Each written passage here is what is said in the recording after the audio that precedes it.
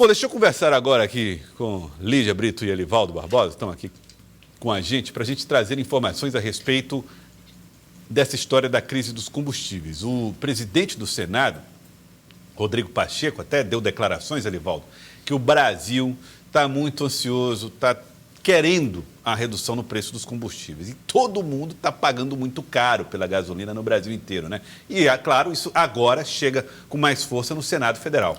E o foco é exatamente o projeto de lei aprovado semana passada na Câmara Federal, que já está tramitando no Senado Federal, que prevê uma redução na alíquota cobrada sobre os combustíveis do ICMS, baixar para 17% em todo o país. Essa é a fonte da polêmica que saiu da Câmara e já está no Senado Federal. E aí, Lídia, a gente falava aqui que existem questões distintas, né? A história do 17% não acaba com outro debate, que é aquele de zerar ICMS do óleo diesel, por exemplo, que foi apresentada pelo presidente Jair Bolsonaro, né? E foi até uma espécie ali de pressão que o presidente Jair Bolsonaro colocou, que primeiro ele quer essa aprovação do teto de 17%, depois entra a discussão, né, da PEC que foi anunciada, colocada aí como a PEC dos combustíveis, né, que é a PEC que discute essa possibilidade de zerar, né, os impostos federais nessa questão dos combustíveis. E aí o governo mantém aquela pressão, principalmente com relação aos parlamentares, para que os senadores agora possam aprovar lá na casa esse texto, né, que pede, que coloca esse teto de 17%. Bom, o senador Marcelo Castro falou conosco, mandou um vídeo, né, falando a respeito dessa discussão. O debate, inclusive, estava previsto, o relator estava previsto apresentar o resultado do seu trabalho hoje. Marcelo Castro aponta prejuízos para os estados caso essa aprovação aconteça.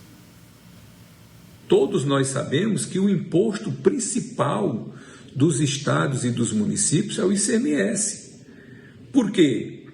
As receitas dos estados são baseadas, né, fundamentalmente no ICMS. E do ICMS, 25% são destinados aos municípios. E vocês imaginam a repercussão que isso tem. Por exemplo, o Fundeb. O imposto principal que compõe o Fundeb é o ICMS, então o Fundeb vai baixar. Os estados são obrigados a gastar, e os municípios, 25% em educação. Os estados são obrigados a gastar 12% em saúde e os municípios 15% em saúde. Então, tudo isso vai diminuir a receita, o percentual fica o mesmo, mas o valor vai diminuir. E nós temos que entender que nós estamos no meio do exercício financeiro. Então, todas essas despesas estão sendo executadas. Olha a dificuldade que vão ficar os estados, que fizeram um planejamento baseado numa determinada receita e que agora essa receita vai cair abruptamente. O relator Fernando Bezerra pode apresentar o relatório a qualquer momento, Lídia? Está essa expectativa com relação a esse relatório. A previsão é que ele possa apresentar hoje à tarde.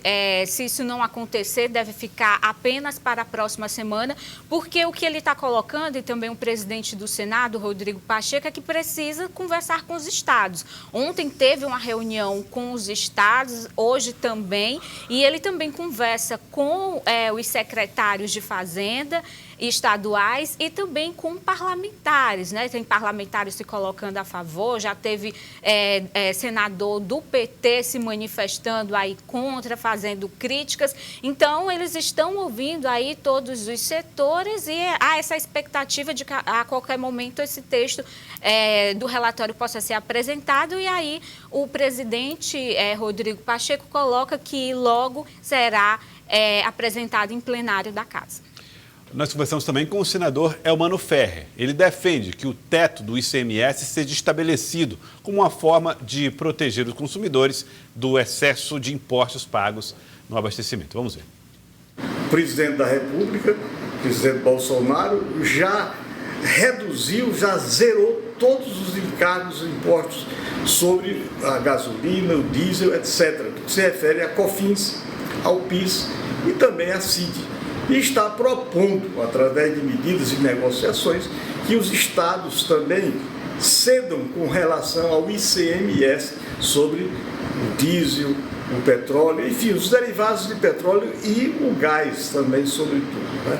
Então, estamos buscando um acordo, um entendimento, que hoje avançamos muito e hoje o senador Fernando Bezerra vai ler sua proposta, seu relatório, que diz respeito ao PLP, Projeto de Lei Complementar 18, que trata dessa questão.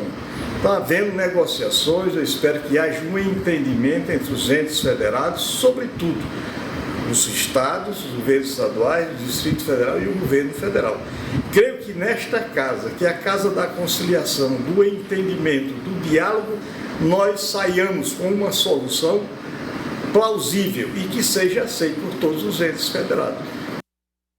Elivaldo, o ICMS do combustível é combustível para o principal debate hoje do Brasil no Senado Federal. E aí, muito debate, muita discussão nos bastidores, Elivaldo, porque geralmente no plenário a pressão popular pesa, né? É verdade. O momento agora é de discussão, de pesar quem poderá ter mais ou menos prejuízos e encontrar um consenso. Olha, vai ser difícil. Eu acho que essa situação vai acabar sendo decidida mesmo no voto. E aí vai pesar essa pressão popular que é favorável a reduzir impostos.